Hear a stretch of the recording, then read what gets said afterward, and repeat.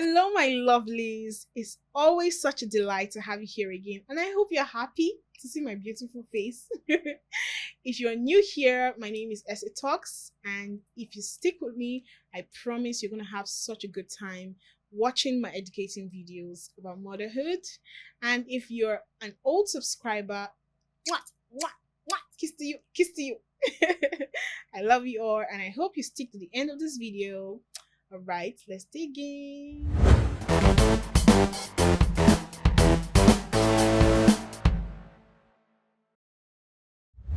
So the other day, I was just scrolling through the streets of Instagram, and I saw a very unique video, which you don't see all the time because of the nature of the video, which some may think is abuse, right? So as a matter of fact, Instagram most times censors those kind of video. Those big social media platforms actually censors videos because to them it's abuse. But if I explain what I'm talking about, especially if you're a Nigerian born in Nigeria, or if you have African parents, you will know exactly what I'm talking about, right?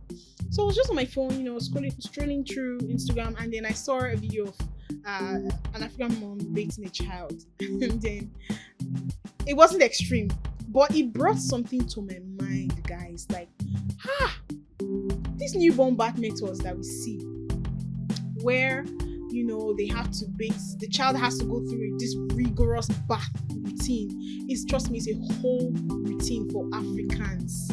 Seeing a newborn African child's bath time, it goes beyond just administering water and soap and patting the baby to dry. Not in this part. Like I said, if you're a Nigerian, you know what I'm talking about. See, in this part, what we typically do is when we bathe our baby, when it's time for that bath time routine, we have to bathe our baby.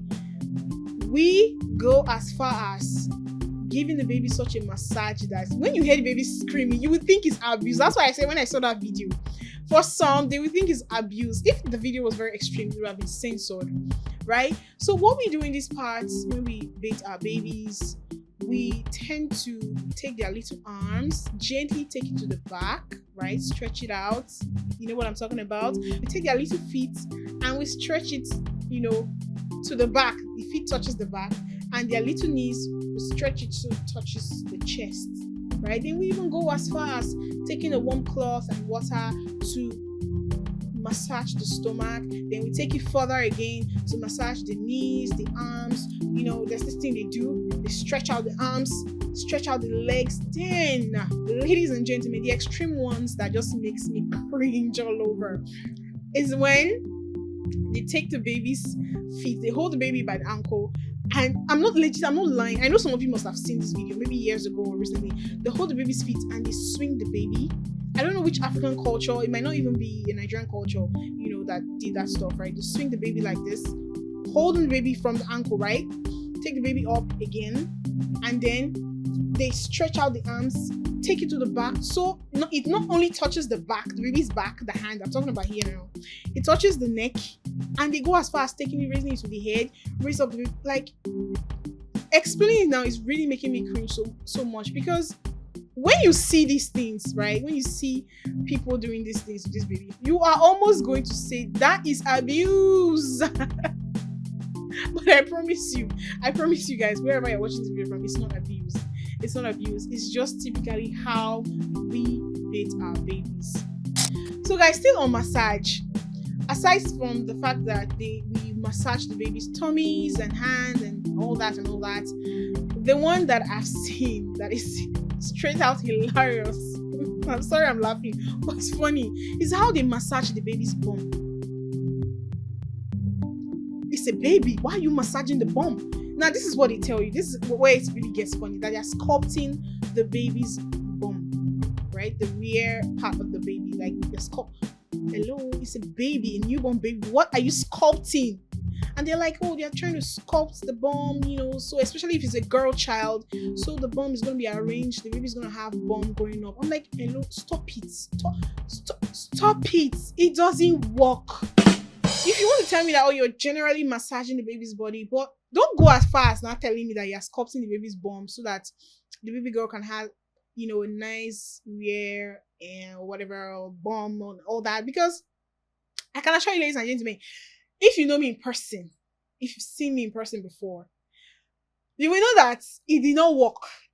You don't to know why. I asked my mom and I asked my grandmom. Yes. I asked them, like, did you, when I was a baby, did you sculpt my bum? Did you do that to your children, especially me being your only girl child? And my mom was like, yeah, it was a practice. They did that. I'm like, why? There's no point because nothing was sculpted, ladies and gentlemen. There's nothing there. So please, I'm speaking out for all the newborn babies that cannot speak out. Justice to their bum. Stop sculpting it. It doesn't work. It doesn't work, guys. So yeah, but it's also part of the routine. They do that. But personally, I'm of the belief that it doesn't work. I have a little baby girl. Well, she's not so little anymore.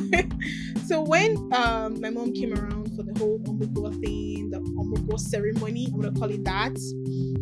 My mom, she wanted to do the whole massage thing. I had to like beg her, please. This is my precious little baby. You have to be careful. I actually had a whole conversation with my mom not to go extreme, right? So the whole taking the hand here and drag, like the whole extreme thing, my mom didn't do that. And it was a personal thing. Trust me, I'm not against it. I'm a Nigerian. I'm a mom. I am not against it. As a matter of fact, I get fascinated when I see it. But I did not want my mom to be so extreme, beating my baby, taking her hand backwards, the whole leg thing. I just beat her, massage her body generally with warm water and a cloth, and that's okay for me, right? And the bum thing, I'm like, don't do that, thank you, don't do that. That's genes only. It's only genes, genetics that can make a child have bum. I apologize for my lack of better words, but guys, you know what I'm talking about. So another part of the body that most African grandparents always tend to sculpt, for lack of better words, is the head. God has created this child in perfection. What are you sculpting? This is the one I personally don't even agree with, right? Like, why you gotta sculpt the baby's head? They have to mold it. In fact, they actually use the word mold. That they have to mold the head so it has while the child is developing and growing up, the baby grows with the perfect head shape. Now, I did my research and this is what I found out. That there are some babies that when they are born, newborns, you see that they have this oval head shape. And I discovered that while the baby, during birth, while the baby is passing through the birth canal, God designed the baby's skull in such a way that it's still fragile. In fact, the bones of the baby is still very fragile, that they have to, there's a way it was explained, it has to overlap, right? There's a separation. If you just go on YouTube and check how babies are being delivered, you see that there's a separation in the skull. Yeah, like two bumps that it feels like it's breathing by itself here and here. I've forgotten what it's called now. But then what I'm trying to say is that this skull overlaps like this, and then it forms a pear shape, oval shape, so the baby can easily slide out of the birth canal. That's the reason why that happens. So sometimes for some babies, it takes a while before it goes back to the original shape. So I feel like that's why some people in some cultures actually want to help God and mold the baby's head, because they feel, the shape of the head is not right. It shouldn't be like this, right? It should be round. So they're like, let's mold it. But then again, one thing you should discover is that everything about childbirth, creation of a human being has been designed by God. So I feel like the whole trying to do something extra is just unnecessary to me, right? Trying to mold a baby's head is unnecessary, because that's the brain. That's the brain. That's the skull. That's what the brain is. It's very delicate. You don't want to be so rough that you injure that baby and cause permanent damages to the baby's head. Just in the whole bit that you're trying to massage, you're trying to mold the baby's head. So personally, I don't even like that part. I think that's extreme. That's what I think. But I know that all of these things is done in love. And most importantly, I think it's a rite of passage. Yeah. Because I've always right from time asked the question, why? Why do they do these things? Why do you have to shake the baby around, hold the baby like this, mold and sculpt and all that? They're like, from what I've heard from other people, it's like a rite of passage. It's something that is a cultural heritage that's important. So that's why I'm like, it's fine if you want to do that. But for me personally, I did not want something extreme to be done to my child. But I always find it very, very, very fascinating indeed.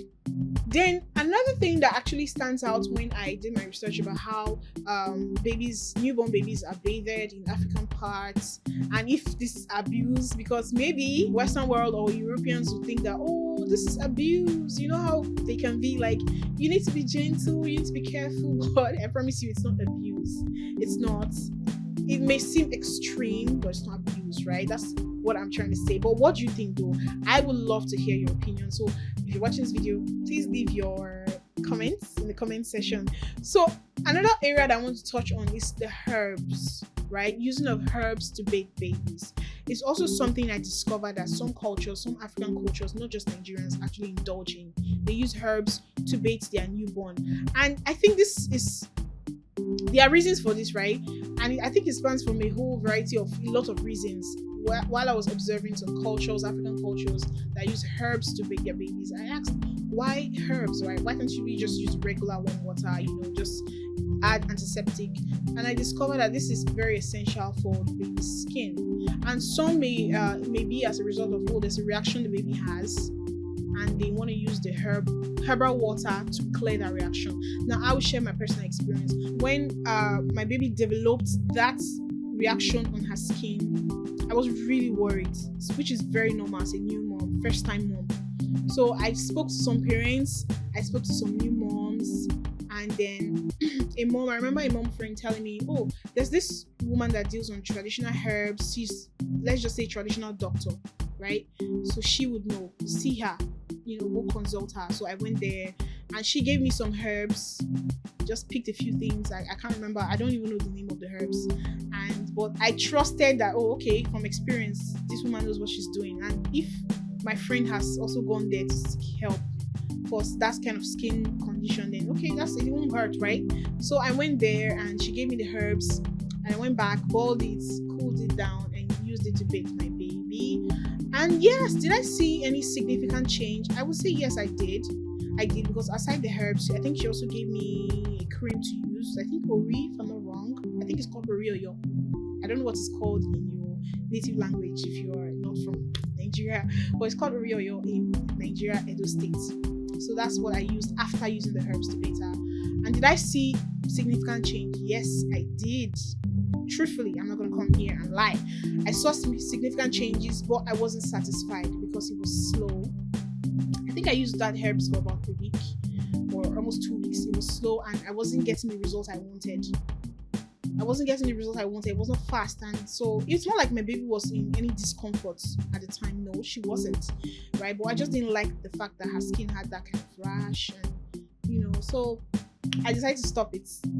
Yes, not that it wasn't working. I stopped it because I wasn't satisfied, so I kept looking for help, asking, and then a doctor friend of my husband, she's a dermatologist. I had to go see her. I'm like, okay, hey, this is what's wrong with my baby, right? And I've used herbs. And she laughed and she was like, no, it's not a bad thing. I'm talking about for real, from a doctor, not a dermatologist. She was like, no, it's cool, it's not a bad thing, but like, it's not going away. And I want it to go away. I want my baby's skin to be like smooth, like butter, shiny, silky, looking or sweet, right? That's what I signed up for because that's what they say. Smooth as a baby's skin, that expression. So she did a sort of test, and then she discovered that the part of the skin where she had that red rash, it was a bit infected with something, I don't know what, but it wasn't serious, it was just mild. So after taking, doing the test and all that, she recommended what I was going to use to apply. Nothing internal to swallow, no, all external medications. And then she even went as far as recommending, body products, lotions and soaps I can use. And I can promise you guys, to this day, that rash never came back. My baby's skin became really as smooth as a baby's skin, just like the expression, smooth, and perfect and all that. So I'm not here to dispute that, herbs don't work, but I'm just saying that this is an option that people go for, right? And it works for some it might be a slow development like me. So that's okay, but I just want to chip in that experience to you guys. Okay, now moving on.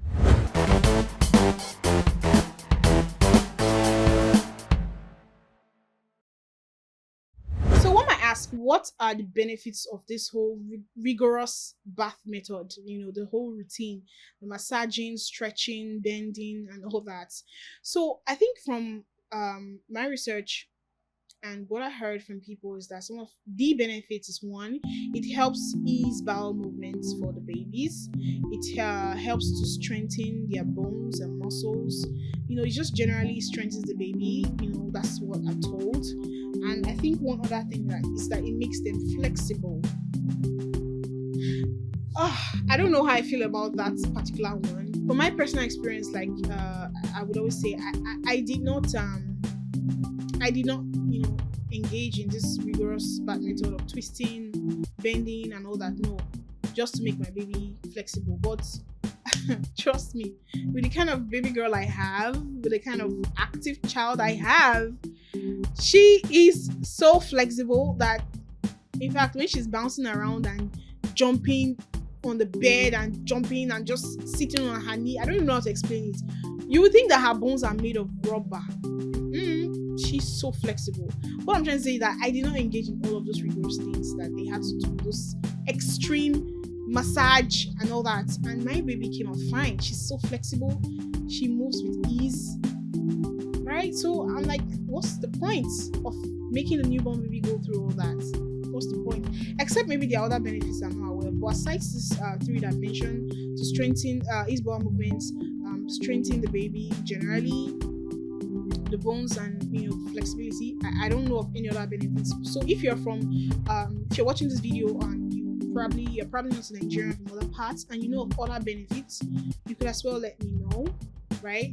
I would also love to be educated. I want to be educated. Let me know if there are other benefits. You can just drop them down in the comment section so that we can all learn here. I want to ask this question, guys. Let's be very real, right?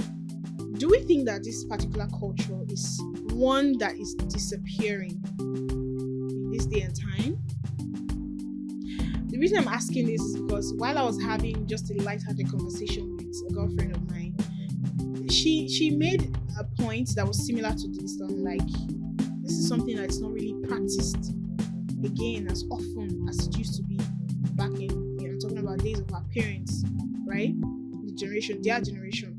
So it got me wondering, is this one of those many African traditions that have over time disappeared with civilization, westernization, western civilization, let's call it that? Yes. Is it like that? Is that what this is? Because like I said now, that I didn't want to indulge in that practice, not because I despise it, not because I look down on it, but I just didn't believe in it.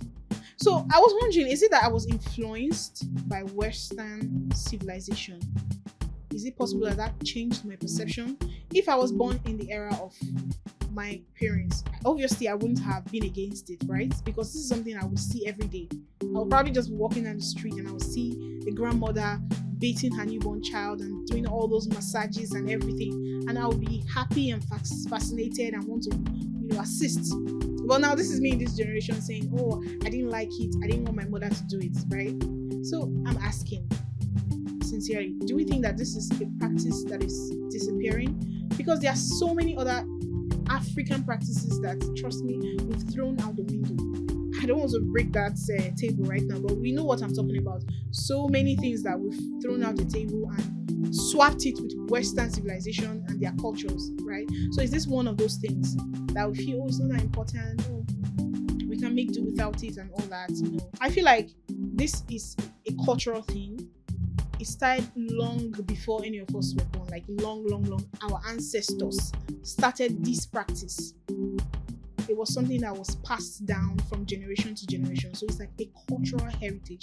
Let me call it that, right? That was passed down. So if we're looking at it from the aspect of, okay, we did not just pick this up somewhere. If anything, actually, it's the Westerners that started picking up this practice from us. So what we now deem as, oh, it's old school, it was a yesterday thing, it's something that is not so ideal. These people are legit intrigued. By these people, I'm talking about these Westerners, Europeans. They are intrigued by this particular culture of how we bathe our newborns, how we massage them. I came across a video of a very unique and beautiful family, a black woman married to a white man. And he was really happy. He took a camera and he was videoing the whole thing. The African mother flew her over and she had to perform this whole thing, right? The cultural thing. And he was really excited and making a vlog and, telling us how it was, walking us through the process. So that's what I'm saying, that this is something that they have embraced. A culture that it seems like we have kept aside or thrown away, or we don't practice as much, or we don't take seriously. They have embraced it.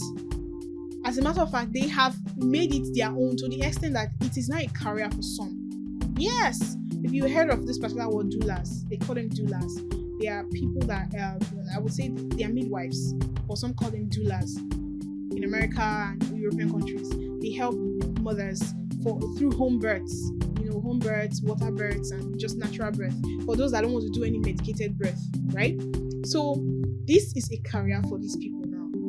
They have embraced this career. They have even changed it into something, very unique, and I don't know how else to explain, but I guess you understand, you get the picture. So is this something that we're throwing away? Something that, our grandmothers could have even made a career alone on their own, right? And now these people, these Westerners, have turned it into something unique. I don't want to say they've turned it into their own, but basically it's now something that people can say, this is what I do, right? And they can feed their family with it because it's a full-time career, it's legit. It's not something that is seen as weird, barbaric, or backwards. No, that's what I'm trying to say. So, let me know what your opinions are. Drop your comments in the comment section. Let me know what you think as regards to this particular issue. Another very intriguing point that I want to talk about today. I get very fascinated a lot. I'm a very curious person, and I like that I'm opening that part of myself to you guys, my viewers. So why is it that after childbirth, mothers, they have to press their bodies with a towel and hot water, not warm, hot water? Why? I asked this question to my mom after I had my baby, and she needed to massage my body. I fought my mom. I was like, no. She brought this towel and soaked in hot water, and she would squeeze out the excess water. I'm like, you are going to scald my skin. Why do we have to do this? Like, I'm legit intrigued. Is it actually effective in shrinking the mother's belly? Because I think that's one of the reasons a mom shared with me.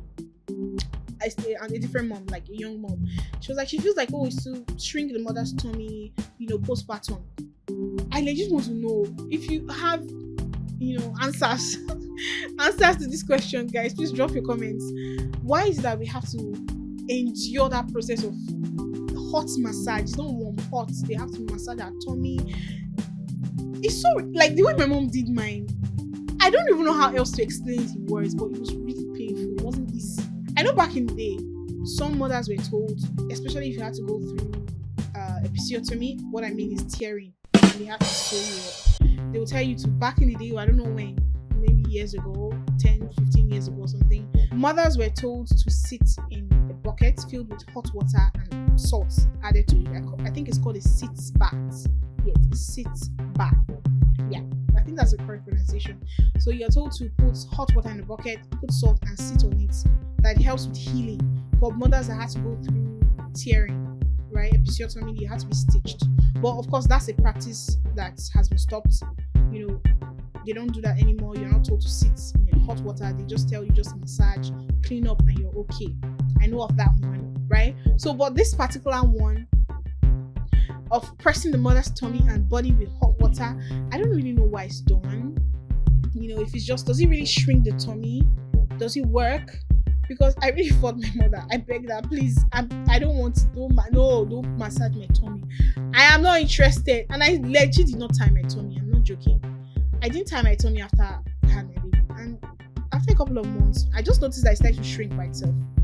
I guess I was lucky, or it's my body type maybe, but it started to shrink. It doesn't mean I don't have mommy pouch. Yes, I'm proud of my mommy pouch. Yes, it's evidence that I brought a life into this world. So yeah, I think that's one of the reasons, to shrink the mommy's tummy. I don't know if it works. I don't know why.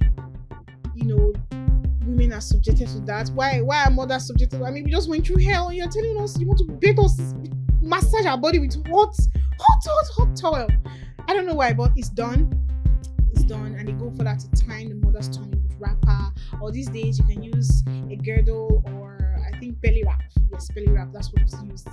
Okay, my lovelies. So I've come to the end of today's video. Another day of Essay Talks, rambling about her curiosities. I hope you've had a good time listening to me.